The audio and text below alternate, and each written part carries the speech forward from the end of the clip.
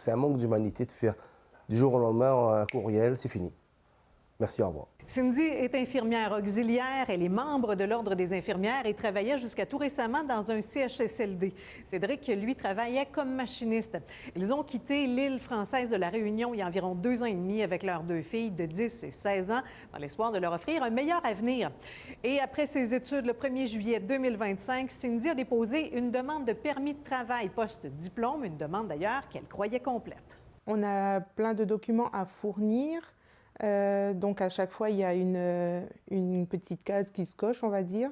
Et tant qu'on n'a pas complété cette liste de documents-là, on ne peut pas finaliser la demande et on ne peut pas l'envoyer.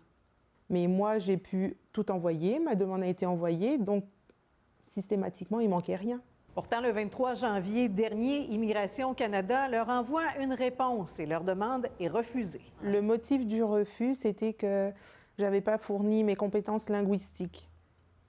Mais à aucun moment, j'ai reçu un mail d'IRCC pour me demander mes compétences linguistiques.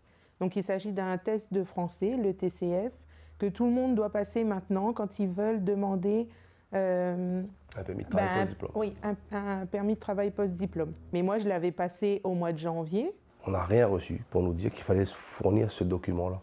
Le couple déplore n'avoir jamais été informé par le ministère que si le document manquant n'était pas envoyé rapidement, leur permis de travail leur serait retiré. La procédure de demande a d'ailleurs été modifiée le 10 décembre dernier.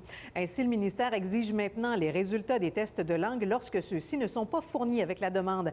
On ajoute aussi que dans le cadre d'une refonte informatique plus vaste, Immigration Canada travaille sur la mise en place d'un champ qui sera dédié permettant aux clients de téléverser directement leurs preuves de compétences linguistiques au moment de la soumission de la demande. Le couple dispose donc d'un délai de 90 jours pour régulariser sa situation, mais le temps presse. Nous perdons immédiatement notre statut au Canada, moi, ma femme et mes 2 enfants, ce qui engendre qu'on ne peut plus travailler le jour de la réception du courriel, ce qui engendre qu'on n'a plus de couverture médicale, parce que toute notre famille était sur le statut de madame pour leur couverture médicale.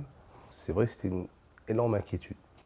Immigration Canada nous a confirmé par écrit avoir reçu une demande de réexamen de ce dossier le 26 janvier dernier. Et vous l'aurez deviné, ce dossier est actuellement à l'étude. À Québec, Caroline Dumont pour Nouveau Info.